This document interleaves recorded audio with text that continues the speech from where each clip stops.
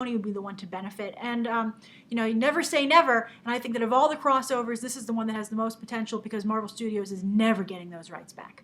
Never, ever, ever. And that's not necessarily a bad thing because I think we're all pretty happy with what Sony's been doing with them in the Mark Webb reign. People were happy with Raimi. That totally went off the rails. But I think the loyalty that Webb has to the source material is really impressive. I really like what he's doing with it. All right, so that's the first question of the day. Thank you, Tomer. All right, the second question comes from John Haig. And John Haig says, "Hi, Grace, longtime viewer, first-time question." I love those. Why is there a specific production position called the casting director, or casting? This position seems to be pretty important because it often appears right after the cast names in the films. By the way, though, when you're seeing the credits in the beginning of a movie, it goes from least important to most important after the actors. That's why writer-director go last, and right before them, the producers tend to go. So casting actually isn't hugely important, but it is important to the movie in general. But in terms of the hierarchy of power on a film, not huge. But John continues saying, "Why are the director and producer and the writer the people making such important decisions? Thanks, smiley face." Thank you, John. All right, so here's the deal. Directors, producers, and writers are involved. Well, actually, a writer is never involved in casting decisions. A writer writes the script and says, okay, and then prays to the movie gods that it turns out even close to what they wrote, and they don't hire someone else to come on and rewrite it. You know, being a writer is a very perilous career where you have to get used to disappointment and frustration.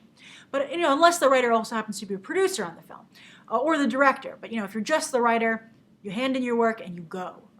You know, maybe sometimes you're still, I talked about the other day about the Red 2 writers, which were fortunate enough to be involved on the set, but they still wouldn't be involved in casting decisions. The director and the producer are involved in casting, but I think the producer is really the main person who has to okay it because they're the money person. They have a responsibility to make sure this thing is, viable at the box office. They're the main proponent of deciding who stars in a film. Now, the director can be very influential. You know, obviously the producer wants the director to be happy, but of course there's those famous stories about Francis Ford Coppola having like epileptic fits in the Paramount offices because they wanted Robert Redford to be Michael Corleone, and he was having a very hard time talking them out of it. So as you can see, the suits and the producers were the ones who were calling the shots there. But also a director weighs in on casting, for instance, if they use their connections. If they say, well, for instance, Steve McQueen always works with Michael Fassbender. It's like almost a given.